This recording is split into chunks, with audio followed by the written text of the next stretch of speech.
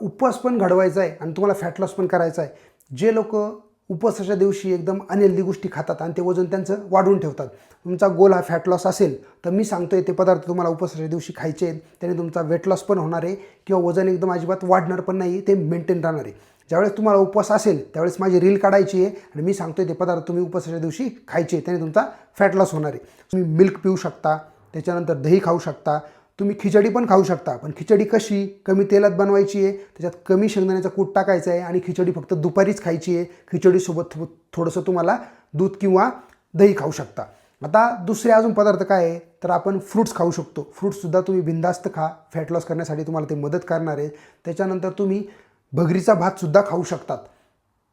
आणि रताळू म्हणतो आपण, ते तर सगळ्यात जास्त बेनिफिशियल आहे तुमचा फॅट लॉस होण्यासाठी. त्याच्यामध्ये कॉम्प्लेक्स कार्बोहायड्रेट असतात, ते तुमचं वजन कमी करण्यासाठी फायदेशीर ठरणार आहे.